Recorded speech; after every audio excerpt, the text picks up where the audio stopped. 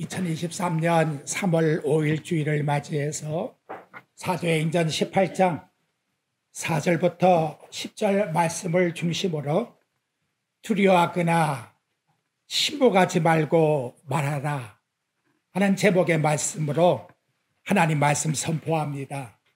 오늘 본문의 1절의 말씀의 배경을 보면 사도 바울이 아덴을 떠나 고린도에 와서 복음을 전했다고 하는 말씀이 기록되어 있습니다.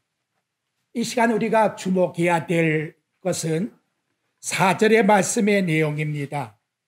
안식일마다 바울이 회당에서 강론하고 유대인과 헬라인을 권면하니라. 즉 바울 사도는 안식일이 되면 회당에 가서 습관적으로 하나님의 말씀을 강론했다라고 말씀하고 있어요. 그런데 그 설교의 말씀을 강론한 다음 그 말씀을 듣는 청중의 반응이 어떠하냐? 그것을 6절 말씀에서 기록을 하고 있습니다. 그들이 바울에게 대적하여 비방하거늘 이렇게 말씀하고 있어요. 이걸 현대어 성경으로 보게 되면 쉽게 이렇게 기록되어 있습니다. 유대인들은 그러한 바울에게 대들고 욕을 퍼부었고 예수를 모독하기까지 하였다. 일반인들의 상식으로 보게 되면 이해가 잘 되지 않는 내용이잖아요. 바울이 고린도전서 15장 8절에 보면 나는 마치 만삭되지 못한 자라 하는 용어를 쓴 적이 있는데 지금 유대인들이 바울의 말을 들을 때에 저 팔푼이구나, 정말 만삭되지 못한 자 같아, 그러한 반응을 보였을지도 모른다는 거예요. 왜 유대인들은 그렇게 싫다고 하는데 바울은 안식일마다 나아가서 매번 그 말을 해서 유대인들을 격분시키고 자극을 시킬까?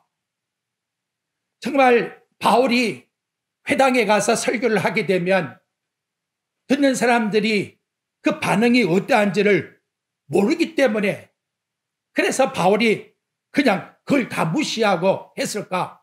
예측을 몰랐을까? 결코 그것은 아니라는 거예요. 바울이 회당에 가서 그 내용을 바꾸어가지고 유대인들이나 헬라인이나 정말 칭찬받을 수 있도록 좋은 말을 던졌다면 무슨 사이에 적대감이 생기고 회방이 일어나겠습니까? 다만 예수가 그리스도라고 하니까, 예수가 하나님이라고 말씀을 전하니까 여기서부터 반응에 무서운 결과가 나왔고 적대심이 나왔다는 것을 말씀해 주고 있다는 거지요. 근데 여러분, 이것을 왜 하나님이 성경 말씀으로 기록해서 우리들에게 나타내 주고 있을까요? 이걸 한번 깊이 이 시간에 생각을 해 보자는 것입니다. 오늘 본문의 말씀은 하나님께서 당신의 자녀들에게 어떻게 해야 구원을 받는지, 그 구원의 핵심이 뭔지를 바울의 설교의 사건을 통해서 나타내주고 있다는 거예요. 바울 역시 여러분, 고린도전서 2장 1절에 가보게 되면 나는 하나님 말씀을 전할 때에 지혜로운 말로, 사람 듣기 좋은 말로 전하지 않았다. 그러면 칭찬도 받고 대접을 받았을 것인데 그걸 모르는 것이 아니라는 거예요. 바울은 묵시적으로 다 알고 있었다는 것을 일러주고 있는 것입니다. 하지만 안식일 때 나아가서 회당에서 달콤한 말을 전해주지 않고 듣는 자에게 격동시키는 설교를 계속해 지적해주고 있는데 이제 나와 여러분 우리가 발견할 것은 그 내용이 뭐냐? 거기에 포커스를 이 시간에 두어야 합니다. 여러분 5절 하반절 말씀에 가보십시오. 무엇 때문에 이렇게 유대인들이 격동하며 싫어하고 있을까? 그 내용은 딱 한 문장이에요. 예수는 그리스도라 밝히 증언하네. 이렇게 말씀하고 있습니다. 이 밝히라고 하는 단어를 찾아보면 디아마르 티로마이라고 하는 헬라어에서 절박하다는 뜻을 나타내 주고 있어요. 내가 전하는 이것만큼은 믿어주세요. 이런 절박한 마음을 가지고 호소했다. 지금 이런 뜻을 나타내 주고 있는 거지요. 더 충격적인 것은 상대방이 듣기 싫다고 할지라도 바울은 포기하지 않고 계속해서 안식일마다 나아가서 이 말씀을 전해 주었다라고 하는 것입니다. 바울의 말이 듣는 자들에게 얼마나 큰 거부감을 느꼈으면 바울에게 욕을 퍼붓고 바울이 전하는 예수를 저주까지 했겠습니까? 자, 그러면 하나님이 누구 편을 들어주고 있나 이 말이에요. 바울이 전하고 있는 복음의 말씀 여기에 편을 들어주고 있느냐, 아니면 거부하고 있는 유대인들에게 편을 들어주고 있느냐, 바로 이것을 우리는 이 본문에서 또 발견해야 합니다. 여러분 5절 말씀의 내용에 보게 되면 중반절에 나오지요. 바울이 하나님의 말씀에 어떻게 했다? 한번 따라해 봅시다. 붙잡혀. 좀 크게 한번 해봅시다. 붙잡혀. 붙잡혀야 돼. 하나님 말씀에 붙잡힌 결과가 지금 이렇게 나타나고 있다는 거지요. 근데 그거를 사도행전 20장 22절에 가보게 되면 뭐라고 표현했느냐? 말씀에 붙잡혔다는 말이 똑같이 성령에 매여 하는 단어를 사용하고 있다는 거예요. 이 시네코라고 하는 붙잡혔다는 말은 결박당했다, 포로가 되었다, 지배를 받고 있다, 착고에 채여 있다, 이러한 뜻을 나타내고 있어요. 하나님의 성령이 바울의 입을 완전히 붙잡았다는 거지요. 완전히 하나님의 뜻을 전하도록 지배를 하고 있다. 바로 이러한 의미를 나타내고 있는데 그것이 뭐냐? 예수가 하나님이라고 해라. 바로 이걸 전하고 있다는 것입니다. 그러니까 사도 바울이 나아가서 예수가 하나님이시다, 그리스도이시다 라고 전하는 이 진리는 갑자기 바울에게 생긴 지식이 아니에요.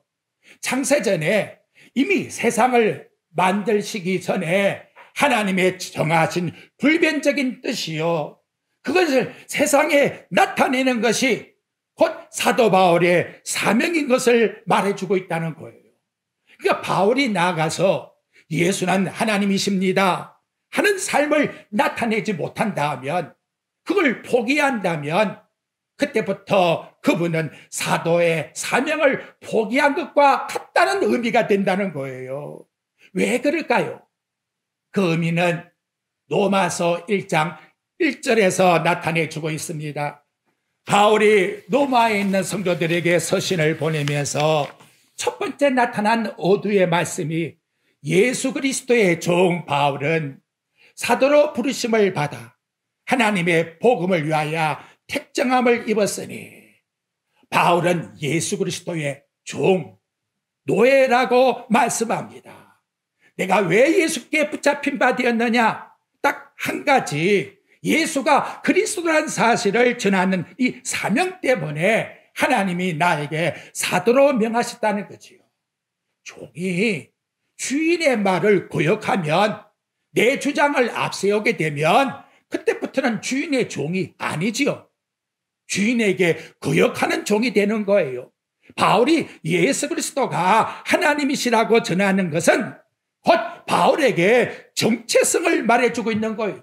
내가 예수가 하나님이시라는 사실을 전하기 위해서 이 땅에 왔고, 이것을 온 만방에 전하기 위해서 하나님이 나를 사도로 세우셨다라고 일러주고 있다는 거예요.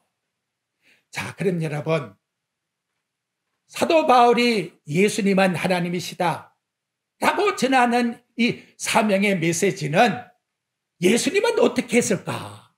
그걸 우리는 생각해 보아야 돼요. 하나님이 이 땅에 오셔서 그분이 이 세상에 나타내신 메시지가 뭐냐? 요한복음 5장 18절에 보니까 예수님은 자기가 하나님과 동등한 분이라고 나타내고 있습니다. 내가 하나님이니 나를 믿어라. 그러니까 유대인들이 저 사람이 자기가 하나님이래. 그래서 죽이려고 한다 하는 말씀이 기록되는 거예요. 자, 유대인들이 죽이려고 하는데 충격적인 것은 요한복음 7장 5절 말씀에 보니까 형제들도 예수님의 말을 믿으려고 하지를 않아요. 그리고 유대인들은 예수님께 이제는 더 강력하게 욕을 퍼붓고 요한복음 7장 20절에 보니까 당신은 귀신 걸린 사람이야. 이렇게 욕을 하고 있다는 거지요. 여러분, 저와 여러분이 만약 이런 말을 들으면 창피해서라도 나 안 나가겠어. 그런 생각이 안 들까요? 근데 하나님은 요한복음 8장 48절에 보니까 또 나가서 똑같은 말을 전함으로써 유대인들이 정말 저 사람 귀신 걸린 사람 맞아. 저 사람 사마리아인이야. 자기들끼리 자화자찬하면서 그렇게 이야기를 했다는 것이지요. 그런데 또 나아가 예수님은 요한복음 10장 30절에 가보니까 나와 아버지는 하나이니라. 그리고 유대인들이 돌을 가지고 던지려고 하니까 피하셨다. 여러분, 지금 성경이 무엇을 우리들에게 일러주고 있는 내용입니까? 왜 예수님은 그렇게 욕을 얻어먹고 돌에 맞으려고 하는 그런 순간까지 있음에도 불구하고 당신이 하나님이라고 이렇게 전하고 있습니까? 여러분은 이 시간에 무슨 메시지를 듣기 위해서 나오셨습니까? 십자가에 못 박히신 그분이 곧 하나님 되심을 믿게 하기 위해서 나와 여러분을 여기에 불러낸 것입니다. 그래서 예수님이 요한복음 10장 28절에 내가 너에게 영생을 주려 함이니라. 내가 곧 길이요 진리요 생명이기 때문에 타락한 인간이라 할 것 같으면 누구든지 예수 그리스도를 믿지 아니하면 결코 구원을 받지 못하기 때문에 너희들은 철부지에서 나에게 온갖 욕을 다한다 할지라도 나는 세상의 모든 사람이 구원받기 원한 그 사명을 가지고 왔기 때문에 내가 바로 하나님이여 나를 믿어야 구원을 받는다라고 예수님께서 증거해 주었다는 것이지요. 이렇게 일러주신 예수님이 사도로 뽑으신 사도 바울에게도 동일한 말씀을 전해주라고 일러주고 있다는 거예요. 바울의 사명감이 무엇입니까? 바울의 자아상이 무엇입니까? 저와 여러분들에게 생각해 보십시오. 저와 여러분이 나타내야 될 삶의 정체성이 무엇입니까? 그것은 곧 내가 믿는 예수가 참신이요 하나님이라는 것을 드러내는 이것만이 하나님이 기뻐하시는 사명이라고 일러주고 있는 것입니다. 오늘 바울은 성령에게 붙잡혔다고 했습니다. 말씀에 붙잡혔다고 했습니다. 수천 년이 지난 이 시간 누가 성령께서 붙잡아 줄까요? 성령이 어떠한 자에게 함께 할까요? 세월이 흐르고 역사가 변해도 하나님의 뜻은 결코 변하지 않는 거예요. 하나님의 아들이 이 땅에 오셔서 나를 믿어야 구원받는다고 하는 이 메시지, 바울이 나아가 곧 예수가 하나님이라고 전하는 이 메시지, 오늘날도 십자가에 돌아가신 예수 그리스도가 우리를 구원할 유일한 분이라는 것을 전하는 이 메시지 속에 하나님의 성령이 붙잡혀 증거해주고 있다는 것을 저와 여러분은 믿으셔야 합니다. 이 땅에 오신 예수님 그리스도이심을 믿으십니까? 그분이 곧 나의 주인님이신 거예요. 우리의 왕이 되시는 겁니다. 그분이 우리의 유일한 구원자가 되시며 유일한 소망이 되시는 거예요. 이걸 드러내고 증거할 때에 성령이 역사하시는 거예요. 하나님의 기적 같은 역사가 거기에서 일어나게 하신다는 거지요. 근데 여러분, 교회사를 보게 되면, 교회가 타락하게 되면 예수 그리스도란 이름이 점점 사라져요. 안타까운 것은 어떤 때에는 기독교 방송이나 방송을 듣다가 설교 속에서 예수 그리스도라는 설교가 한 번도 안 나와요. 그 이름이 한 번도 안 나와. 바로 이런 절박한 시대가 되고 있다는 거예요. 오늘날 교회에 나타나고 있는 말이 뭐예요? 우리 인간이 아름답게 들리는 것, 취미로 서로 모이는 것, 인문학을 가지고서 논하는 것, 철학이 뭐냐, 윤리가 뭐냐, 나는 신비 속에 천국에 갔다 왔다는 것, 이런 정치인 저런 정치인, 정치인을 등장시켜가지고 이렇게 하는 것, 예수님이 보실 때에 뭐라고 말씀하실까요? 근데 그런 광경이 고린도 교회에 나타났다는 거예요.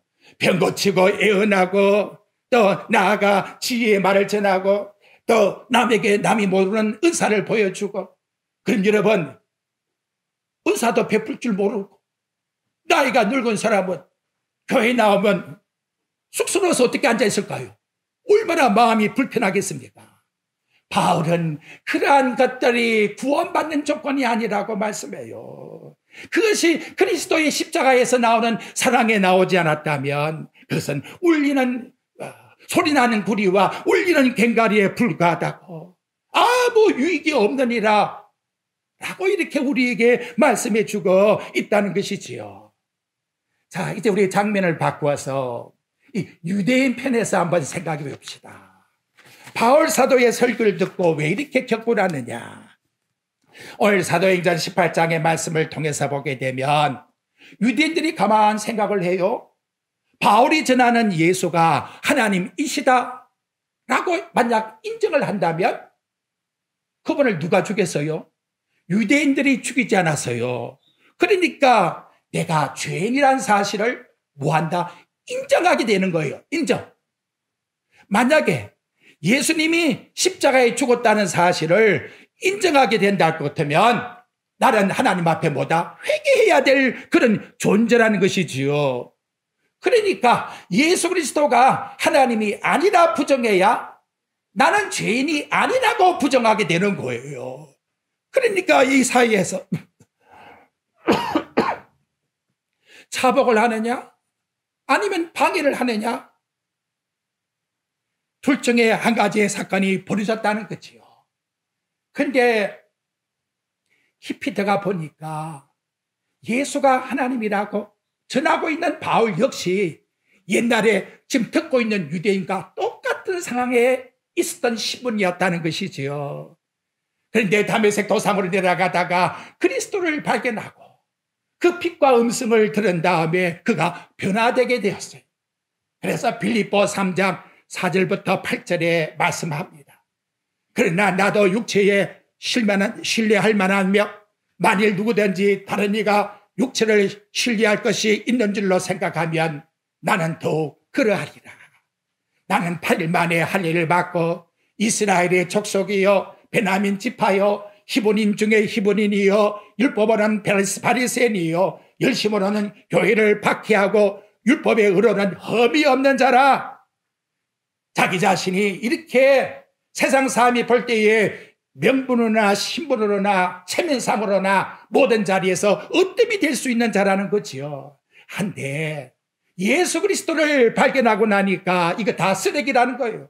아무것도 아니라는 거예요. 여러분, 이 한 시간도 누군가를 비교해서 나왔습니까? 세상을 비교해서 나왔습니까?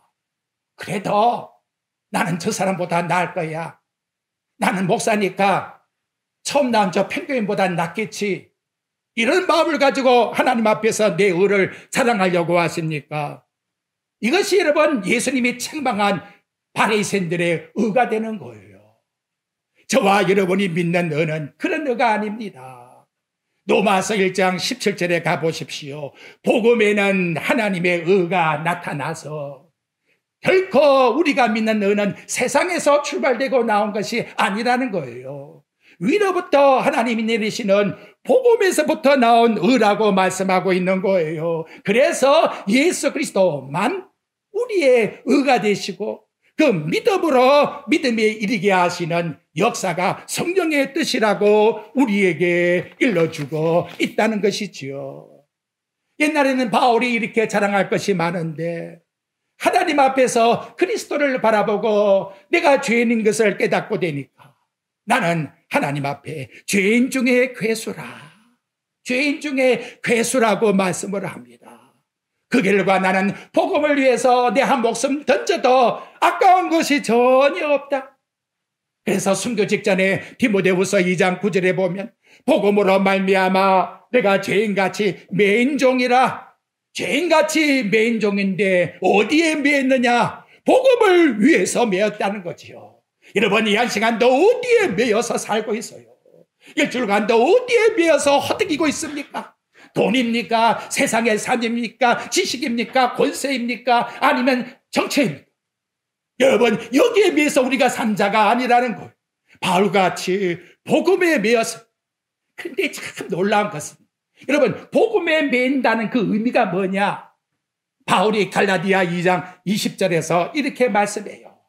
내가 그리스도와 함께 십자가에 못 박혀 죽은 날에, 내가 십자가에 못 박혀 죽은 자가 되면 복음의 매인 자가 돼요.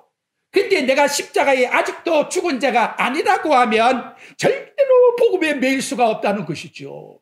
저나 여러분이나 여러분 양심적으로 한번 판단해 봐요. 그렇잖아요. 어느 쪽인 즉 한쪽에 종이 되어야 될 테인데 예수님께 종이 되지 않는데 어떻게 내가 복음에 미였다고 말씀할 수가 있겠나라는 거지요. 이것이 바로 바울이 십자가에 죽은 자라고 하는 그 정체성을 표현하는 말씀으로 우리들에게 알게 해주고 있는 것입니다. 근데 또 생각해 보니 도대체 바울도 나와 같은 인간인데 어떻게 이렇게 복음의 메인종으로서 마지막 순교 시간까지 주를 위해서 살아갈 수 있었을까? 바울이 깨달은 게 있어요. 그것이 에베소 3장 8절과 9절에 나타나는 말씀입니다. 여러분에게 현대의 성경으로 읽어드릴게 한번 들어보세요. 생각해 보십시오. 나야말로 그런 일을 할 만한 자격도 없는 그리스도인 가운데서도 가장 쓸모없는 인간이었습니다. 그런 내가 그리스도의 헤아릴 수 없는 보화를 이방인들에게 나눠주시는 기쁜 소식을 전하는 자가 되었습니다. 만물을 만드신 하나님께서 처음부터 세상을 세운 계획대로 하나님만이 이방인에게도 구세주가 되신다는 것을 모든 사람들에게 설명해 주기 위해서 나를 쓰신 것입니다. 이렇게 기록하고 있다는 것이지요. 내가 왜 복음의 메인종이 되었느냐? 저와 여러분이 왜 예수님 안에서 살아가야 합니까? 그 이유는 설명해 주기 위함이라. 뭘 설명하느냐? 창세전부터 하나님께서 이미 딱 세우신 그 계획, 이 땅의 모든 인간은 예수를 믿어야 구원받는다고 하는 이 놀라운 구세주를 나의 삶 속에서 설명해 주기 위해서 내가 부함에서도 그분을 설명하고, 내가 가난 속에 있어도 그분을 설명하고, 내가 건강함 속에 있어도 그분을 설명하고, 내가 이 땅 위에서 고피한 가운데 있다 할지라도 설명하는 거예요. 이것이 하나님의 은혜요, 내게 맡겨준 사명이라는 것을 바울이 알았기 때문에 흔들리지 않았다는 것을 일러주고 있는 것입니다. 오늘날 이 땅에 모든 사건이 다 일어나고 있는데 저와 여러분에게도 일주일간도 얼마나 사건이 일어났어요. 그 삶 속에서 내가 어떤 환경 속에 있든지 그 환경 속에서 나를 통해서 내가 믿는 예수님이 하나님이라는 것을 표현하고 펼칠시킬 수 있는 그러한 삶으로 살아갔습니까? 이것을 하나님께서 바울에게 원하셨고, 바울은 그걸 위해서 자기의 목숨까지도 아끼지 않고 사명으로 여겼다라고 일러주고 있다는 거예요. 그 좋은 사건이 뭐냐? 요나 선지자의 사건입니다, 여러분. 요나가 하나님의 낯을 피해서 도망치지요. 그것은 무슨 마음이지요? 하나님 없이도 나 살 수 있어. 하나님의 은혜가 간섭하지 않아도 이제는 내가 내 힘을 가지고 살 거야. 그래서 다시스로 간 거예요. 하나님의 사명을 포기한 거지요. 근데 물 속에 빠졌지요. 깊음 속에, 물고기 속에 들어갔습니다. 요나가 뭐라고 요나서 2장 3절에서 기도하는가 하면 놀라운 변화가 입술에서 나와요. 주께서 나를 깊음 속 바다 가운데 던지셨나이다. 큰 물이 나를 둘렀고 주의 파도와 큰 물길이 다 내 위에 덮었나이다. 주님이 나를 속에 빠뜨렸고 주님이 주신 파도요, 주님이 주신 물결인데 그 속에서 내가 존재하는 것, 이제야 비로소 하나님이 나에게 무엇을 하라는지 사명을 발견하게 되었나이다 라고 하나님 앞에 고백을 하더라는 것이지요. 어떻습니까 여러분? 잘 먹고 잘 살고 평안하면 예수님 생각이 납니까? 고통과 고난과 아픔이면 내가 이기려고 합니까? 요나처럼 하나님 남만 피하면 되는 겁니까? 내 사명을 깨닫게 하기 위하여 하나님이 바로 이러한 환경을 우리에게 주셨다는 것을 말씀 속에서 깨닫게 되면 바울처럼 옥중에서도 복음을 전하게 되고 기뻐해라, 항상 기뻐해라, 다시 말하노니 기뻐해라, 나는 예수께 붙잡힌 자이다, 예수가 아니면 나는 아무 의미가 없어, 그 정체성을 위해서 살아가게 된다는 것을 일러주고 있는 것입니다. 그 좋은 표현을 또 여러분 에베소 2장 10절에서 말씀해요. 8절과 9절에는 하나님의 은혜로 말미암아 그 믿음으로 구원을 받았나니 이것이 너에게서 난 것이 아니요 하나님의 선물이라고 말씀한 다음 에베소 2장 10절에 현대어 성경으로 보면 쉽게 설명드리기 위해서 우리를 창조하신 분은 하나님이십니다. 우리는 선한 일을 위해서 그리스도 예수님 안에서 창조를 받았는데 왜 창조를 받았느냐? 그 다음 내용을 잘 들어봐요. 이것은 하나님이 미리 준비하셔서 앞으로 이렇게 일어난 일들이 내가 준비해서 내가 무슨 일을 해결해서 그게 아니에요. 하나님이 준비한 대로 착착착 사건이 이루어지고 있다는 거예요. 그리고 우리가 그렇게 살도록 어떻게 산다는 거예요? 하나님의 선하신 뜻이 무엇인지 그 뜻을 드러내는 하나님이 창조주라는 사실, 그분이 구세주라는 사실을 드러내는 믿음 속에서 살게 하기 위해서 나와 여러분을 지으셨다라고 이렇게 우리에게 말씀해 주고 있는 것입니다.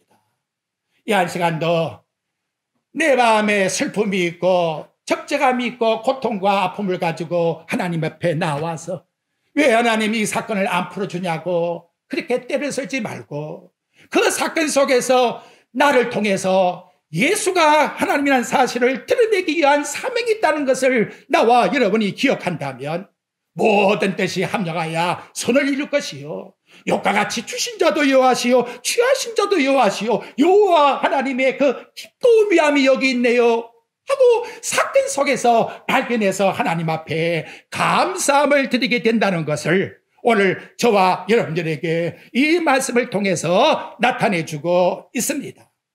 자, 바울이 고린도에서 복음을 전할 때에 그 심정이 어땠느냐? 여러분 고린도전서 2장 2절로 한번 가볼까요? 한번 펴보십시오. 265페이지. 내가 너희 중에서 예수 그리스도와 그가 십자가에 못 박힌 것 외에는 아무것도 알지 아니하기로 작정하였습니다. 내가 너희 가운데 거할 때에 약하고 두려워하고 심히 떨었노라. 왜 바울은 고린도 교회에서 복음을 전할 때에 목회를 하면서 약하고 두렵고 떨었다는 말을 쓰고 있을까요? 우리는 그 앞절 2절 말씀을 통해서 보게 되면 예수 그리스도의 십자가 외에는 결코 전하지 아니하기로 작정했다는 그 다짐을 보니까 혹시나 내가 십자가 외에 다른 것을 전할까 봐 마음에 두려움과 떨림을 가졌다라고 생각할 수가 있어요. 또 하나는 설교를 통해서 계속해서 대항자가 나오니까 고린도에서 내가 정말 하나님의 말씀을 전하는 정상적인 목회를 할 수 있을까? 바로 그런 약함 속에서 인간인지라 생각할 수가 있는 것이지요. 제가 이 말씀을 드리는 것은 바로 이럴 때에 우리 하나님께서 어떻게 했느냐? 이제 여러분 고린도전서 오늘 본문 말씀에 나아가서 사도행전 18장 9절 말씀을 한번 보십시오. 우리 하나님께서 바울에게 이런 상태에 있을 때에 들려준 말씀입니다. 우리 같이 한번 읽어봅시다. 219페이지 시작.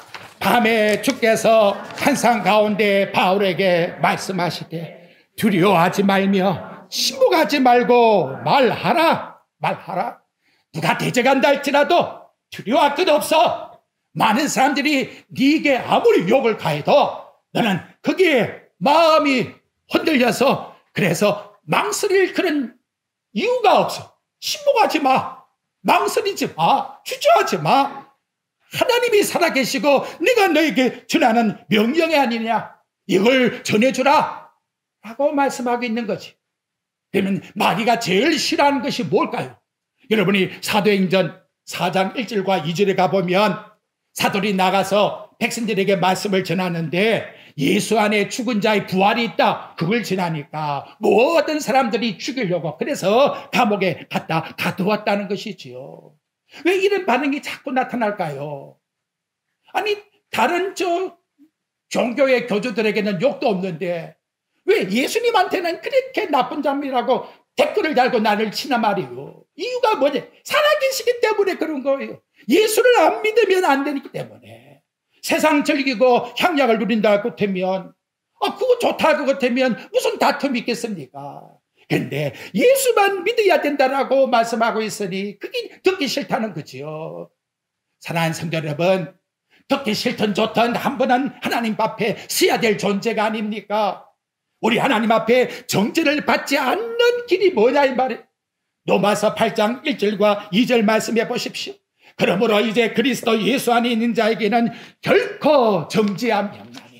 예수 그리스도 안에 있어야만 결코 정죄함이 없는 거예요. 성령의 생명의 법이 죄와 사망의 법에서 우리를 해방시키기 때문에 이걸 아니 전할 수가 없고 아니 믿을 수가 없다는 것이지요. 이 시간도 여러분 우리 모임의 목적이 뭡니까? 십자가에 달리신 예수가 우리의 구원자라고 함께 고백하는 것, 한 주로 섬기는 것, 그리고 우리는 또 흩어진 교회가 되는 거예요. 그러면 가정에 가서 직장생활 속에서 여러분의 모든 삶 속에서 무엇을 드러내야 됩니까?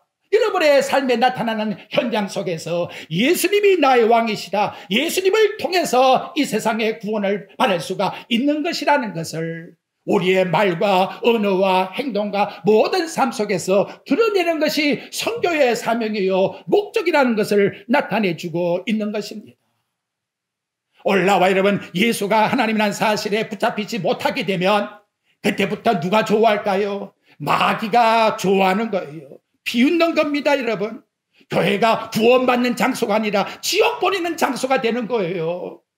왜 목사님 그런 말을 합니까? 그런 사건이 기독교에서 1000년 동안 일어났으니까. 1517년 마틴 루터가 종교개혁하기 이전까지의 교회의 모습이 무엇입니까?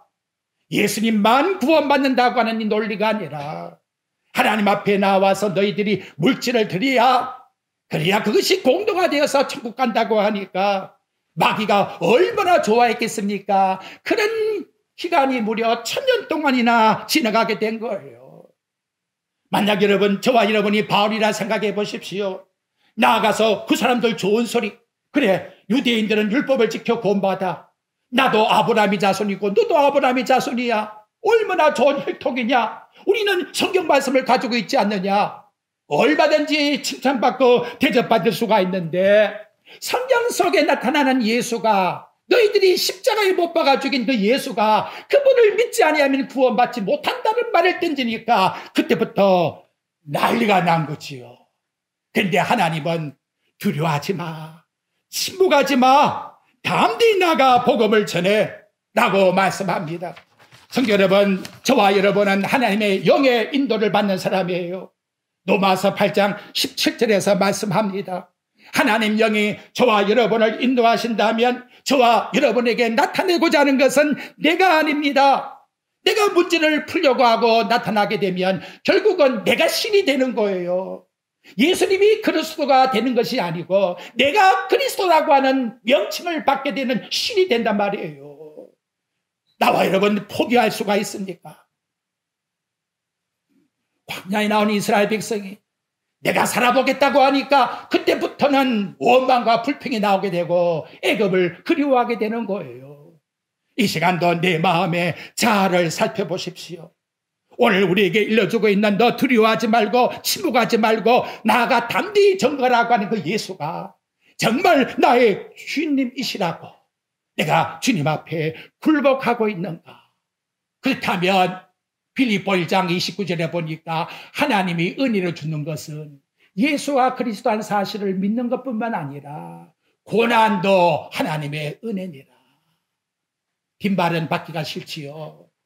고난도 하나님이 나를 통해서 예수를 드러내게 하기 위한 하나님의 뜻이 있다는 사실을, 그걸 바울이 고린도후서 12장에서 깨닫고 내 눈의 가시가 하나님의 은혜구나, 하나님이 네 아픔 약함이 족하다 라고 우리들에게 바울을 통해서 들려주고 있다고 하는 말씀의 내용입니다. 여기에 은혜요, 여기에 하나님의 뜻이 드러나는 것입니다. 이제 바울 사도에게 근심이 일이 없기 때문에 근심을 하지 않는 것이 아니고, 모든 근심을 해결해 주시는 그분이 항상 나와 함께 하기 때문에, 그분이 힘을 주고 말씀으로 능력을 주기 때문에 두려워하지 않는다고 말씀합니다.